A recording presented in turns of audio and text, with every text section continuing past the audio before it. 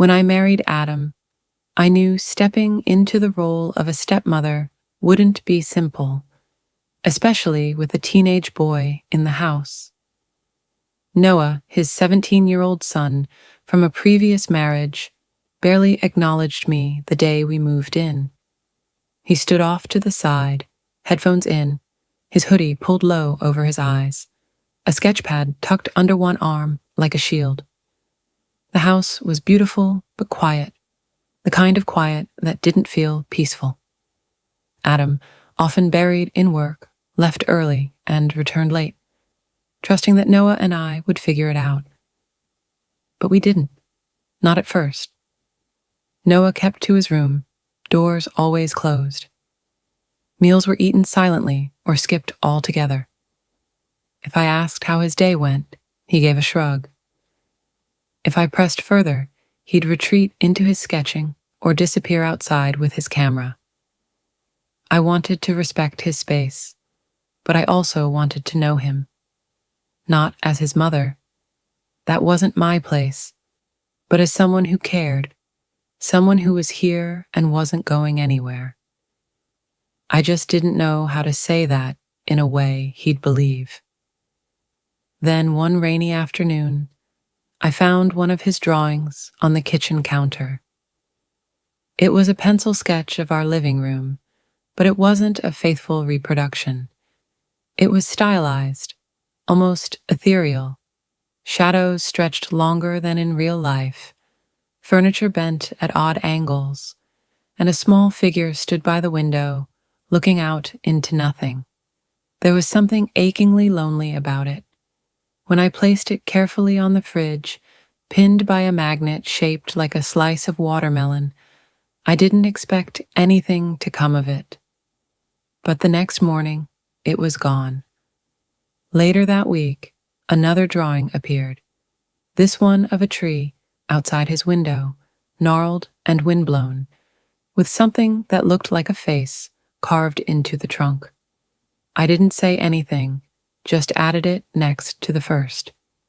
Over the next month, the fridge filled with Noah's drawings. Some dark, others surreal, all of them striking. I never commented directly, but I made sure he saw me pause, really look at them, sometimes even smile. That was our first shared language, his art and my silent admiration. Then came the day I noticed something new. One of the sketches showed a woman. She wasn't clearly me, but she was familiar. She was sitting in the kitchen, head tilted, coffee cup in hand. The expression on her face was sad, maybe, tired. I wasn't sure, but it made my chest tighten. That evening, I found Noah in the living room, flipping through a photography book. "Your sketch today," I said cautiously. "The woman, is she okay?" He looked up, surprised I'd brought it up. For a moment, I thought he'd ignore me like before. But then he shrugged. "She's fine. Just pretending she's fine." I nodded slowly, letting the silence settle. "Sometimes pretending is the only thing that gets us through the day," I said. He didn't respond, but he didn't walk away either.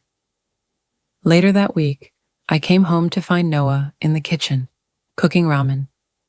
An extra bowl sat beside the stove. He didn't say it was for me, but he didn't stop me when I sat down. "Thanks," I said, and he gave a tiny nod. That was the beginning. We didn't suddenly become best friends. He didn't start calling me mom, and I didn't expect him to, but he began speaking in more than one-word answers. He let me see his sketchbooks, some pages filled with dark, chaotic images, others calm and dreamlike. He showed me a few photos he'd taken, moody shots of city streets and reflections in puddles.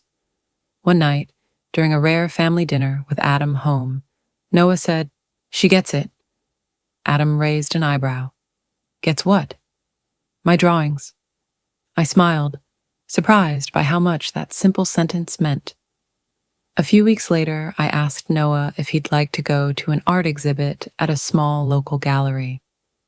I expected a no, or maybe a shrug, but he looked up from his sketch pad and said, "Sure, could be cool." That evening was the first time I saw him really come alive in public, asking questions, studying techniques, even chatting with one of the curators. On the ride home, he talked about perspective, light, how mood could be captured in brushstrokes. I listened, genuinely fascinated. He noticed. That night, he left a new drawing on the fridge. This one showed two figures sitting on a couch. One was clearly Noah, head down, sketchbook in hand. The other was me, smiling gently, not looking at him, but sitting close. A dog lay at our feet, though we didn't have one. A window showed soft sunlight pouring in. It wasn't lonely. It was warm. I stood there staring at it for a long time, heart full. Later, as I turned off the kitchen lights, I passed Noah's door. It was cracked open. That had never happened before. "Hey," he called, just as I was about to walk past. "Yeah? That one on the fridge." I added, "You on purpose." I smiled in the dark. I figured, "You're not bad to have around. Neither are you." He didn't say anything else. He didn't have to.